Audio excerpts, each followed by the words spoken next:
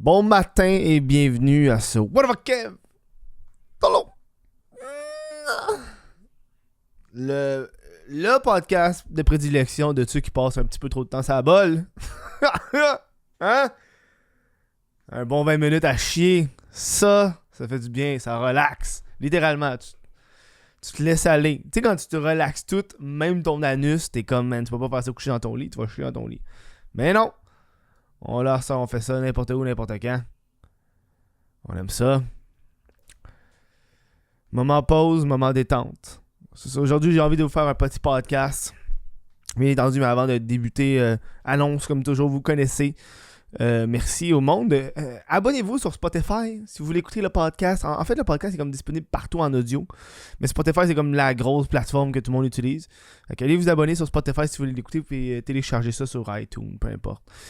Sinon, Patreon. Vous connaissez toute la patente. Mais surtout, si vous habitez à Montréal et vous êtes fan d'humour, j'ai une soirée d'humour à Montréal qui s'appelle le vrai Open Mic, qui se fait à tous les lundis 20h à la Chic Régale. On fait ça jusqu'en mi-décembre.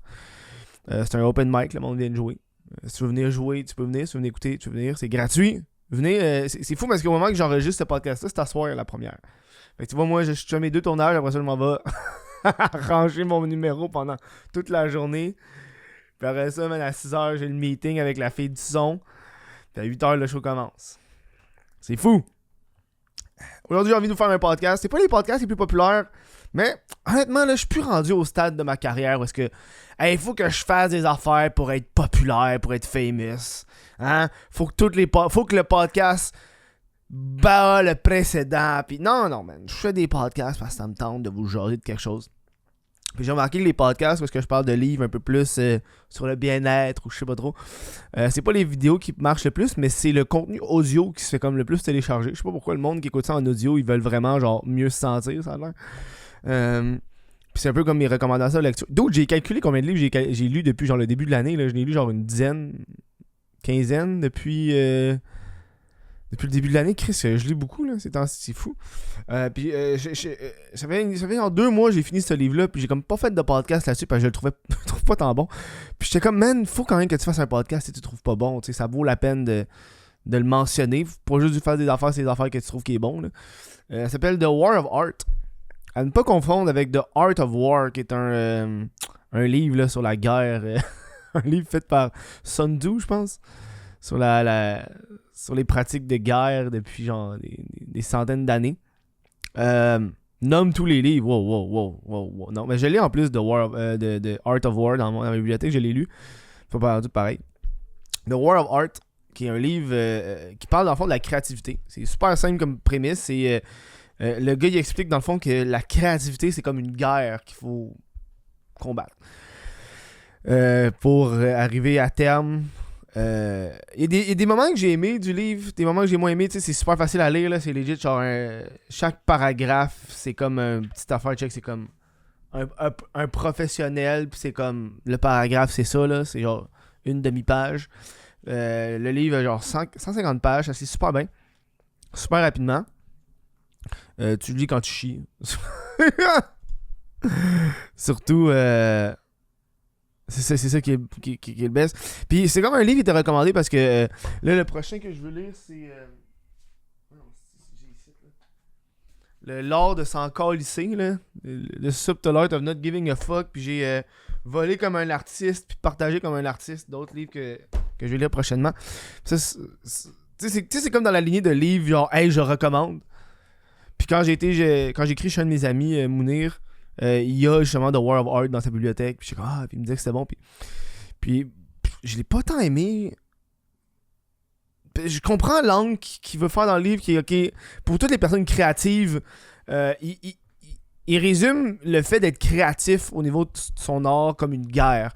Où est-ce que tu es en perpétuelle guerre contre le divertissement, contre la procrastination. Fait que ton but à toi, c'est toujours de te battre contre ça pour faire ton art. Écrivain, humoriste, peintre, peu importe. Puis c'est comme la prémisse qui est comme un peu intéressante, mais je suis comme à un moment donné, ça devient lourd. Là. Dans un des chapitres, il parle vraiment du fait que ta famille, c'est des ennemis. ta famille et tes amis sont des ennemis de ton art parce qu'ils vont prendre de ton temps ou ils vont pas comprendre que quand t'as une bonne idée, il faut que tu la prennes en note maintenant.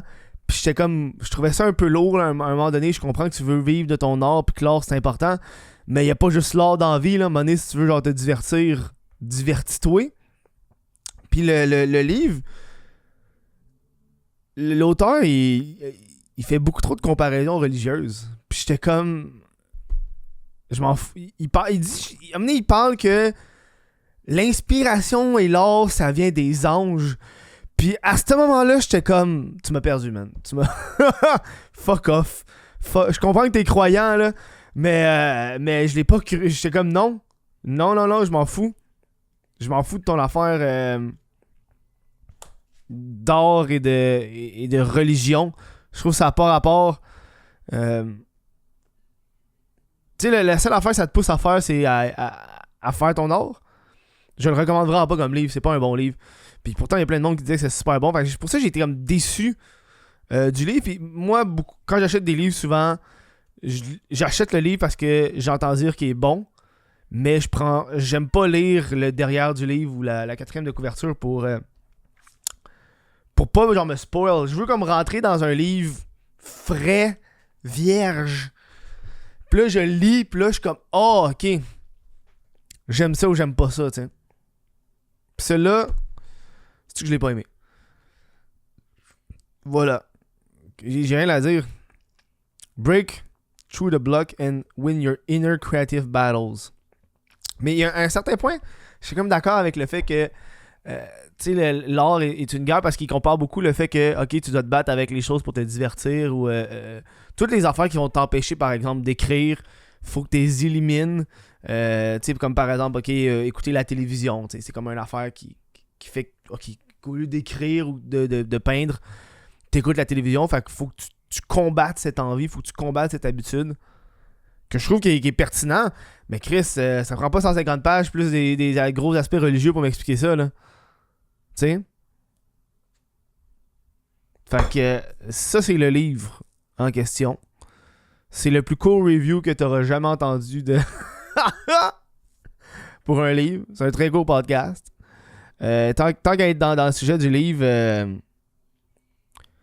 Chris, je suis en train d'écouter en audio. Puis là, j'ai commencé à lire des livres audio. J'ai bien longtemps, j'ai comme, man, j'ai pas envie de lire des livres audio. Puis j'étais comme, je veux lire, j'aime avoir le livre dans mes mains puis sentir les pages. Puis, tout le kit.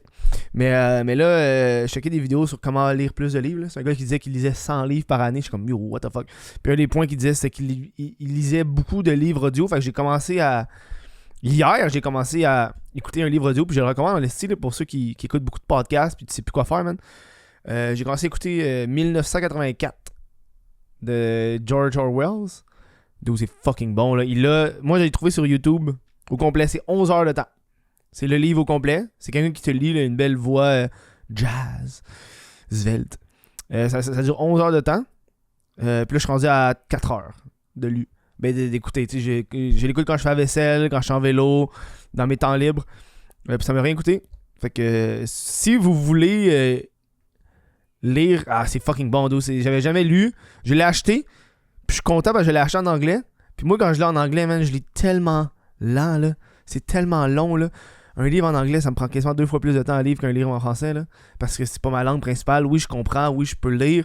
Mais le temps de process, puis de traduire au fur et à mesure, tu sais, ça me fuck un peu, tu sais.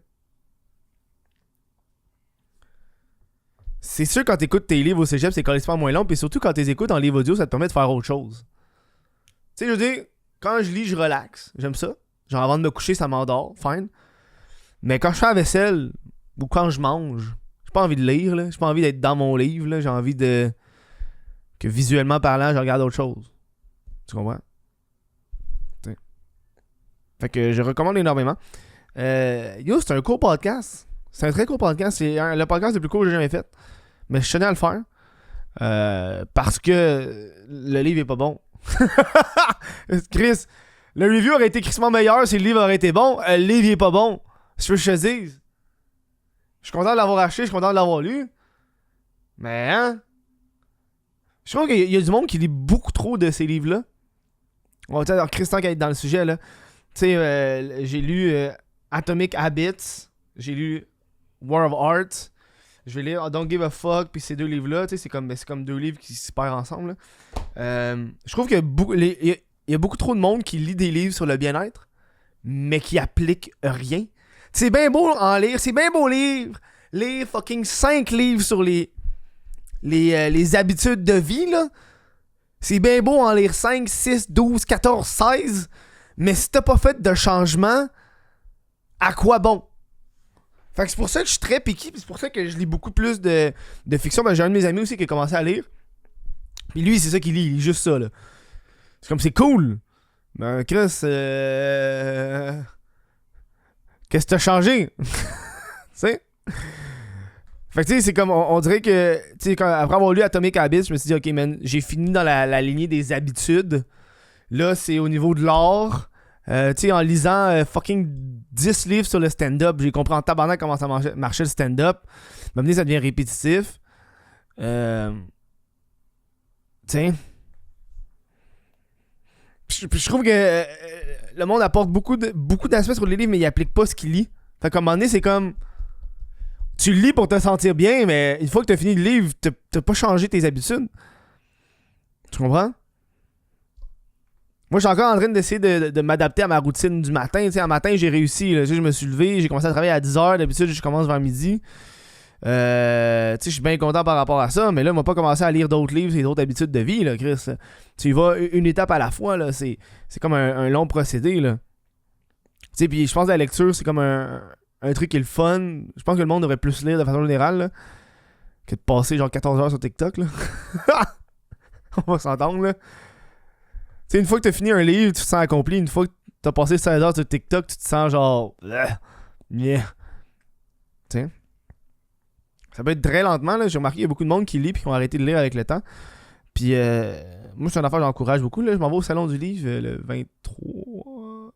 Je sais pas, j'ai vu qu'il y avait un Salon du Livre. Ça fait, yo, la dernière fois, j'ai été là, c'est au primaire, man. Je me suis dit, yo, j'ai recommencé à lire. On va aller voir c'est quoi le Salon du Livre. J'ai peut-être acheté genre 1 ou 2 livres, mais c'est parce que câlisse des livres neufs, ça coûte cher la gang là.